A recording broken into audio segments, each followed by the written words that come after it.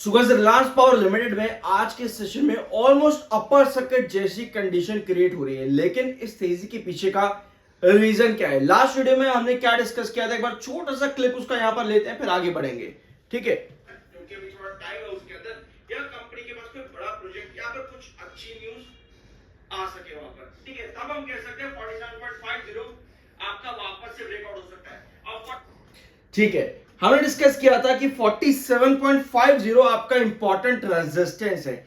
इसको ब्रेकआउट करने के लिए आपके पास कुछ पॉजिटिव न्यूज आने जरूरी है, लेकिन न्यूज तो हमारे पास नहीं है, but yes technical point of view पे आपका एमएफआई 24.5 पे जो कि बुलिश है।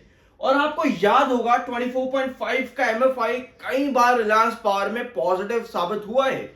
फिर चाहे आप 44 से रिकवरी लेकर के जा रहे हो या फिर आज की डेट में 47.50 आपका एमएफआई बुलिश है और आरएसआई न्यूट्रल है।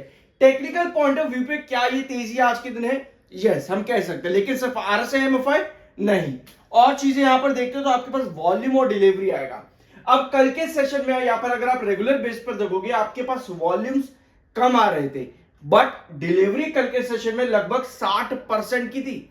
यानी लो वॉल्यूम और हाई डिलीवरी, ये बहुत इंपॉर्टेंट क्राइटेरिया देखने को कई बार मिलता है। प्लीज इसको नोट करके जरूर रखना अगर आप पहली बार चैनल पर आए हो। इसके साथ में जो आपका कल डिलीवरी आया था 60% का, वो वीकली और मंथली बेसिस पर काफी हाई है। यानी लो वॉल्यूम हाई डिलीवरी जिसका आज के दिन की कंडीशन आपको लगभग अपर सर्किट पर देखने को मिल रहा है रिलायंस पावर में। अभी इस समय वॉल्यूम्स काफी हाई है, और अगर आप यहां पे और डाटा देखोगे तो आपको नजर आएगा आपके पास 24,51,000 बायर हैं। बायर आपके पास 24,51,000 है और सेलर सिर्फ 7,69,000।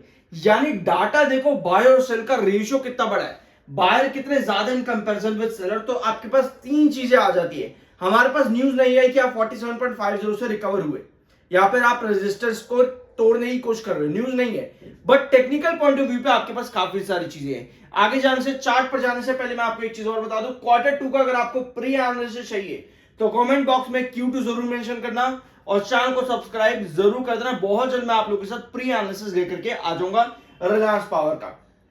ठीक है, तो ये कंडीशन थी आपकी रिलायंस पावर लिमिटेड के अंदर 47.50। ये ब्रेकआउट होना जरूरी इसलिए है यहां पर क्योंकि अगर 47.50 आपका ब्रेकआउट नहीं हो पाता तो आप कहीं ना कहीं एक डाउनवर्ड वेजेस पैटर्न पर आ रहे हो। ये चीजें हमने डिस्कस करी थी लास्ट सेशन में, और आपको न्यूज चाहिए होगी। Although technical point of view पे आज के दिन की आपकी रिकवरी बन रही है, और 47.50 को जैसे ही यहां पर टच किया है आपके पास थोड़ी बहुत सेलिंग भी आई है, थोड़ी बहुत सेलिंग भी आपको देखने को यहां पर मिल रही है।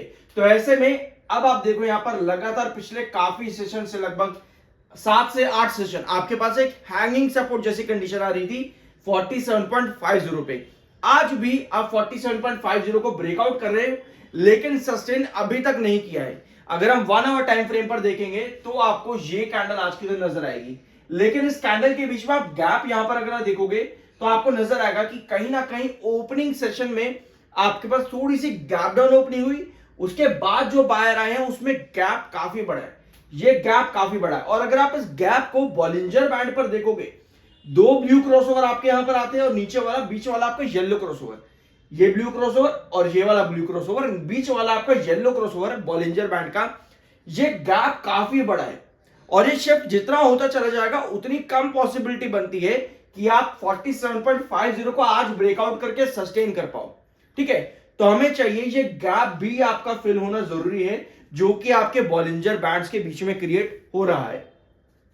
ये वाला अगर आप देख नहीं पा रहे हो, इन केस आपको नजर नहीं आ रहा है, तो ये तीन ट्रेंड जो आपके हैं बॉलिंजर बैंड के, इसमें गैप काफी बड़ा है, काफी बड़ा गैप इसके बीच में है। तो ये गैप फिल होना भी बहुत जरूरी है, क्योंकि अगर ये गैप इसी तरह से इतना बड़ा रहता है तो ऐसे में आपके पास पॉसिबिलिटी ये आती है कि आप कहीं ना कहीं गैप फिल करने के लिए नीचे की तरफ करेक्ट हो, और उसके बाद जैसे ही ये गैप फिल होता है फिर आपके पास वापस से तेजी बने।